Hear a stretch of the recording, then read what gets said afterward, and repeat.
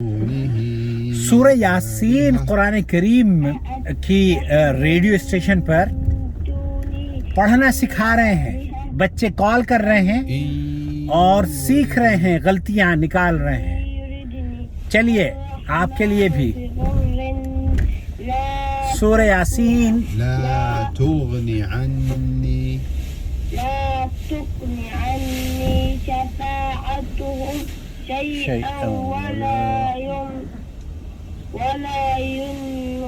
वला युनक़िज़ून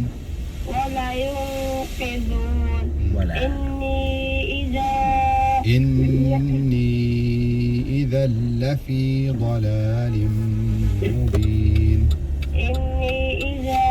إذا لفي ضلال مبين إني آمنت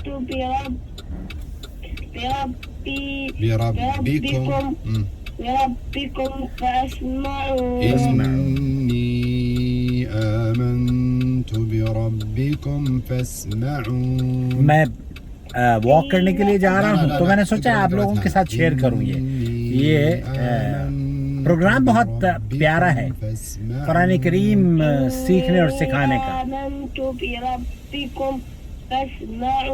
طيب يا صالح انت تعبان اليوم صح؟ تعبان انت اليوم مريض؟ क्या तुम बीमार हो? كحة؟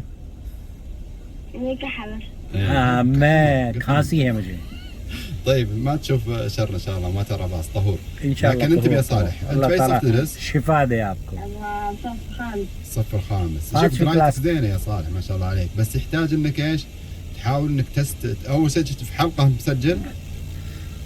انت موجود في حلقه القرآن في المسجد؟ لا ضروري تروح حلقه। ये बात है। ये मेरे ख्याल से घर पे पढ़ता है बच्चा। بس يبغالك تلحق بالحلقه عشان تحفظ اكثر وتقرا اكثر। استاذ से पढ़े तहफ़ीज़ कुरान के मदरसे को ज्वाइन कर लें افضل باذن الله تعالى। ان شاء الله। يبارك فيك يا صالح. بارك الله فيك يا صالح وعافاك. معنا من طريف الاخ سلطان. سلطان طريف. السلام عليكم. وعليكم السلام ورحمه الله وبركاته. أعوذ بالله من الشيطان الرجيم.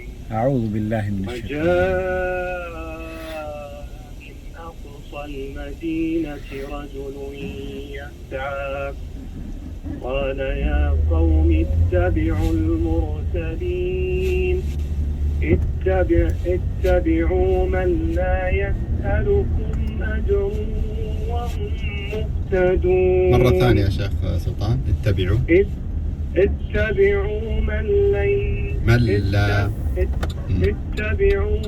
لا يسألكم أجرا وهم مهتدون.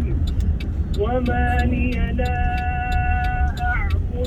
أعبد الذي فطرني وإليه ترجعون. أتخذ من دونه آلهة إن يردني الرحمن بضر فلا تغني بدون فاء بضر لا تغني عني بدون ياء لا تغني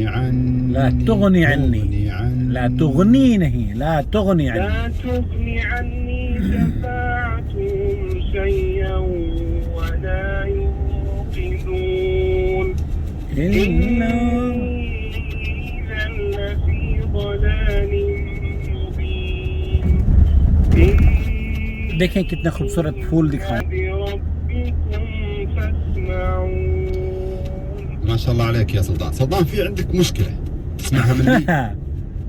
आप في عندك بعض الترددات. ليش؟ تتردد وانت تقرأ، يعني ودك تقرأها وما نشوفك تصحح نفسك ترجع وتخطئ. कॉन्फिडेंस नहीं है। تقرأها صح بس قصدك ترجع وتخطئ. التردد هذا ايش سببه؟ ارتباك ولا؟ والله ممكن. ايه. انت كم تحفظ سلطان؟ تقريبا 5 أجزاء. 5 أجزاء. شوف سلطان قرايتك جيدة. 5 सिपारे हिफ्ज किए हुए हैं इस लड़के ने. يدخل في الشيء لا تتردد.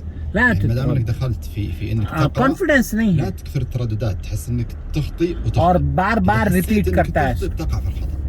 حاول انك تقرا بثقه باذن الله عز وجل، توفيق الله عز وجل، بالثقة. واقرا. اذا اخطيت فهذا من الله عز وجل، او انك يعني تصححها، لكن انك يعني تتوقع الخطا معناه انك تخطئ. زين يا سلطان؟ زين زين. الله يحفظك. عندي بلقيس دلوقتي. بلقيس. والله الوقت انتهى اخوي سلطان، ولعل ان شاء الله في الحلقه القادمه مشيئه الله. فنعتذر منك الله يحفظك. بلقيس पढ़ना चाह रही थी. تعليق الشيخ سلطان. يعني ذكرنا سلطان، يعني هذه ترى غالبا تصير يعني بعض يعني الناس تحصلها بلقيس पढ़ना चाह रही थी लेकिन يخاف انه يخطئ، وقت ختم हो गया. بعض الائمه يعني بعض الائمه تحصلها مجهز نفسه مرتب وبيقرا على الناس او بيقرا في الصلاه. اذا بدا في القراءه تبدا تتراود بعض الشكوك، قد تكون شيطانيه بعض الاحيان. ترى تخطئ في هذه، انتبه، ترى الهايه هذه كذا تشبه الهايه كذا. शैतान भी الحالة هذه इस तरह का कॉन्फिडेंस ختم करने की कोशिश करता है. ويفتح الله عز وجل عليه. جزاكم الله خيर شيخ يوسف، شكر الله لكم شيخ يوسف. यहाँ एक चीज़ जो एक बच्चे को इन्होंने बताई थी वो ये कि जब आप वाद, हमारे यहाँ वाला ज़्वालीन पढ़ते हैं, तो ज़्वालीन का पढ़ना ये सही नहीं है. वाद और ज़्वाद ये दो अलग लफ्ज़ हैं और इनके माने भी बिल्कुल मुख्तलिफ होते हैं. अगर आदमी ये कहता है फ़ी, अब सूरह यासीन ही पढ़ रहे थे ना, ये तो सूरह यासीन में फ़ी उसने पढ़ा ज़लालिम मुबीन, ज़लालिम मुबीन, जो हमारे यहाँ भी बहुत सारे लोग पढ़ते हैं ज़लालिम मुबीन. इसी तरह से वला ज़ालीन भी हमारे यहाँ पढ़ते हैं. तो ज़ालीन पढ़ना इसका माना बिल्कुल मुख्तलिफ होता है. ज़ाल का मतलब होता है कि जैसे छाँव में हो, और यहाँ अल्लाह ताला उनको गुमराह बता रहा है. दालीन होता है, दालीन. तो दालीन पढ़ना चाहिए, ज़ालीन नहीं पढ़ना चाहिए. और अरबी ज़ुबान में अरबी को ये कहा जाता है कि ये लुग़त दाद है, और ये लुग़त दाद जो होती है ना, ये दाद की ही इसका बहुत अहम प्रोनाउंसिएशन होता है. या इसको जो अदा करते हैं शेख अब्दुल्ला बसफर हैं, बहुत अच्छे कारी, वो ये कहते हैं कि मैं जाके हरम में अपने रब से ये दुआ करता था कि मुझे दाद कहने की अल्लाह तौफीक बख्श दे. तो बहुत से कुर्रा जो हैं हमारे यहाँ ज़ालीन पढ़ते हैं. ये ज़ालीन अभी एक बच्चे ने पढ़ा था फ़ी ज़लालिम मुबीन. तो इन्होंने सूरह यासीन की इस आयत को उसको मुतनब्बे किया और कहा कि ये ज़लालिम मुबीन नहीं है, ज़लालिम मुबीन. दाद और ज़ाद में फ़र्क महसूस कीजिए, और मुझे अगर मौका मिला तो इंशाअल्लाह नेक्स्ट टाइम फिर इस तरह के प्रोग्राम को आपकी खिदमत में पेश करूंगा. इसको देखने के बाद मुझे बताइएगा कि आपको इस तरह का प्रोग्राम कैसा लगा. अगर कुछ सीखते हो तो बहुत, मैं हकीकत ये है कि मैं सीखता हूँ, और जो मैं सीखता हूँ वो कोशिश करता हूँ कि आप तक भी उसे शेयर कर सकूँ. मुमकिन है कि मेरे अंदर अमली कमियां हों, मुमकिन है आपके अंदर भी अमली कमी हो. कोई भी आदमी परफेक्ट नहीं है, लेकिन हमें सीखने और सिखाने, पढ़ने और पढ़ाने, पढ़ो पढ़ाओ का जो सिलसिला है जारी रखना चाहिए. अपना बहुत ख्याल रखिए. अस्सलाम वालेकुम व रहमतुल्लाहि व बरकातुहू. आपका भाई मोहम्मद आकिल जद्दा से. अब क्या आ रहा है?